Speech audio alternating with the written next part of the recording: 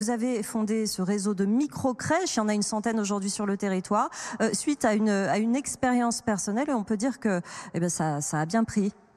Oui, effectivement, c'est à la naissance de mon fils Paul il y a 10 ans, confronté à une liste d'attente dans la commune où j'habitais, qui me donnait 3 ans de délai en fait. Donc on s'est penché sur le domaine des micro-crèches privées. On a regardé, puis je me suis lancé, donc ça fait un peu prétentieux, mais oui, j'ai fait une crèche pour mon fils. Et puis derrière, on a lancé le réseau, donc un réseau de franchises, où on a aujourd'hui 180 franchisés sur toute la France, y compris dans les dom-toms. Et puis 120 micro-crèches ouvertes sur toute la France également. Et nous sommes très implantés sur les Hauts-de-France avec plus de 30 micro-crèches. Bon, on va parler de votre implantation et du recrutement qui vous concerne tous les deux. Lorraine, je vous quitte et je vous laisse faire. Je vais préparer la prochaine interview. À tout de suite. Oui, vous le disiez. Alors, on est avec deux Jimmy. Pour ceux qui nous écoutent à la radio, c'est très perturbant. Alors, je vais vous appeler avec votre nom de famille pour que ce soit bien clair. Jimmy Daquin avec vous. On est dans l'univers des micro-crèches. Vous parliez de votre maillage territorial. Oui. Parlez-nous peut-être des bonnes pratiques qu'on peut retenir du Nord, que peut-être vous appliquez au reste de votre réseau, qui peuvent aussi être applicables à ceux qui gèrent des réseaux et qui nous écoutent.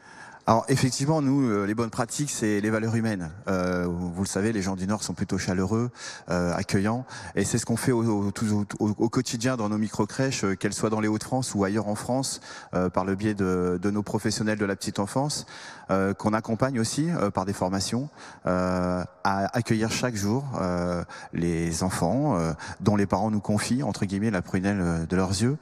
Donc il faut faire ça bien. Nous-mêmes, parents, on a besoin d'avoir ce côté rassurant quand on laisse son enfant dans une crèche. Donc oui, les valeurs humaines, le côté chaleureux, et puis on travaille aussi sur des axes pédagogiques pour les développements de l'enfant. On va faire des parallèles entre vos deux secteurs, Jimmy Daquin et Jimmy Bills.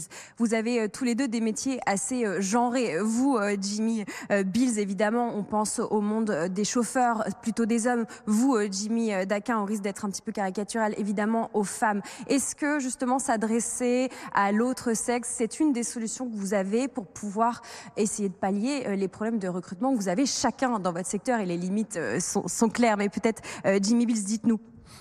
Écoutez, la féminisation dans le métier a tendance à se développer, effectivement. De plus en plus de femmes conduisent des poids lourds. Chez nous, d'ailleurs, il y a quelques années, nous n'en avions aucune. Et aujourd'hui, nous avons une petite dizaine de femmes conductrices. Donc, effectivement, c'est très positif et ça permet effectivement d'augmenter nos chances de recruter des conducteurs, puisque c'est un vrai problème aujourd'hui.